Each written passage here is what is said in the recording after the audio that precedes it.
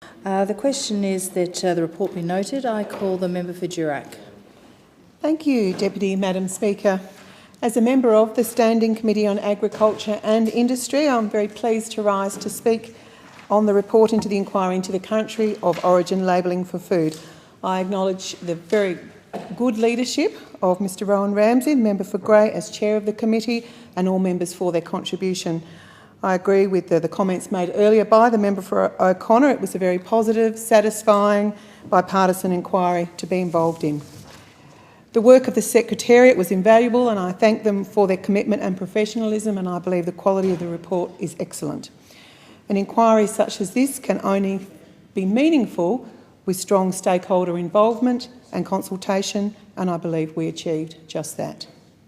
The inquiry received more than 60 submissions, held 7 public hearings and spent some time visiting food manufacturers. So why have the inquiry? Well, why is it that there are a number of inquiries that have already looked at Australia's food labelling system, and yet the consumer who seeks to be informed about certain qualities of food still remains confused, uncertain or unclear? This inquiry has arisen due to further alleged high levels of confusion, not only amongst consumers but also amongst some manufacturers. For the consumer, this can mean that they are consuming things that they do not want to eat or didn't intend to eat. For the manufacturer, it may mean that they have unintentionally fallen foul of the law. Amongst the 5 terms of reference, the committee inquiry paid particular attention to whether the country of origin labelling system provides enough information for Australian consumers to make informed purchasing decisions. As a lawyer, my interest is in particular in protecting the consumer, so that when a consumer goes to the supermarket and picks up a product that says it is grown in Australia, the consumer can be sure that this product is indeed comprised of 100% of content from Australia. They deserve nothing less. That's what I care about, the consumer having informed choice. Especially in this day and age when consumers are more and more focused on the quality of the food that they serve their families. If they want to support Australian farmers and Australian food manufacturers, then the Australian law should assist them with this, not hinder, not cause confusion, but actually assist them to make these purchasing decisions. Australian consumer law, as it stands, specifies which foods must have country of origin labelling and provides some guiding principles for the industry. It does not prescribe explicit rules with regard to labelling, but simply states that the labels cannot be false, misleading or deceptive.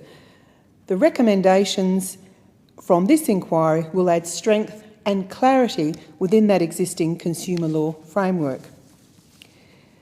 The committee is of the view that country of origin food labelling should provide crystal clear information to consumers who wish to make their own choices to purchase Australian food, or indeed not to buy Australian food. They may want to only buy Italian tomatoes, and that is their right.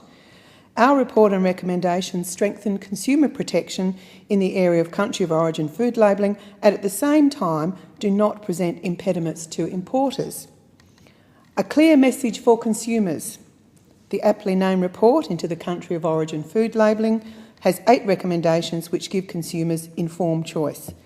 And I might just give a small flavour, pardon the pun, of some of the recommendations in the report. So recommendation is clearly the most important in terms of the safe harbours for labelling. So grown in will stipulate that 100% of content is from the country specified, whereas product of stipulates 90% of content from country specified. Recommendation 2 allows for certain relevant text on packaged food to be increased in size so that we can read it.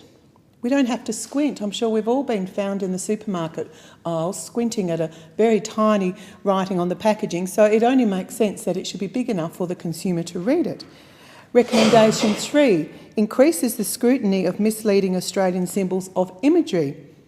That's so we don't get the wrong impression. We're not misled. That's what the consumer deserves.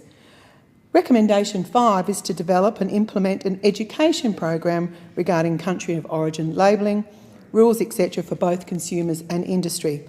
so that we can all understand the rules and regulations and labelling system better. There are various other very important recommendations, which I won't refer to now, including bar technology and so on, that I commend. The report urges the federal government to make major changes to stipulate the level of local and important ingredients in food products. I commend the report and its recommendations, which has examined the options for improvement to country of origin labelling, law and policy. And I trust that the recommendations will be embraced by my government so that we will relieve the frustrations, confusion and level of public angst amongst those for whom country of origin food labelling is a salient topic.